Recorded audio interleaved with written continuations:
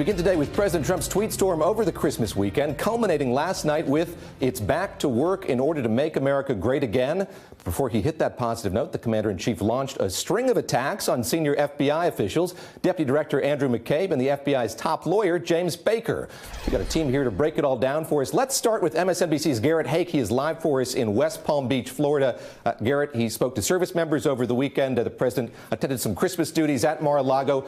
Give us a sense of what he had to say on Twitter about Mr. McCabe and others over the course of the weekend. Yeah, sure, David. Well, look, we're used to seeing the president handle these sort of traditional duties over the Christmas break. The president did so. We've played the video of it. And then he engages in these back and forths with the FBI that are so out of what we would consider to be traditional character for the president of the United States. And it becomes catnip for his critics. And the president resumed his feud with the FBI this morning in another tweet, citing apparently a Fox News segment that he watched on television this morning. The latest tweet from the president reads in part, "Dossier is bogus. Clinton campaign, DNC funded dossier. FBI cannot, after all this time, verify claims in dossier of Russia-Trump collusion. FBI tainted." And they used this crooked Hillary pile of garbage as the basis for going after the Trump campaign. David, not only does this create political problems for the president, it makes it harder for his allies to defend him. It makes it slightly harder for him to push the political messages that he wants to push.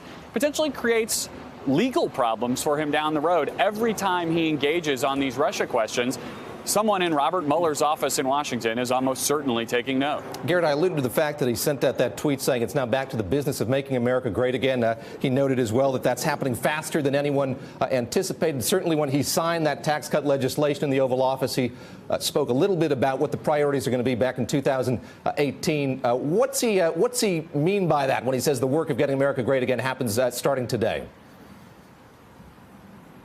Well, the president's sort of shifting his working vacation a little bit back towards work today, but we understand he's on the move right now, potentially off to the golf course to play a round of golf this morning. The president has started to lay out the priorities that he has for next year, and a lot of that is actually built on the back of the success of this tax bill. Getting rid of the individual mandate that was in Obamacare, was one of the provisions of this tax cut bill, becomes potentially the basis of another run at health care. The president alluded to that fairly directly in another tweet this morning, in which he wrote that based on the facts that the very unpopular individual mandate has been terminated as part of our tax cut bill, which essentially repeals over time Obamacare, the Democrats and Republicans will eventually come together and develop a great new health care plan. I can't help but note the qualifying language there of eventually and over time. I can tell you from my day job on Capitol Hill, there's not a lot of appetite, even among Republican lawmakers, to go back at Obamacare now. They've got other things they'd like to work on, like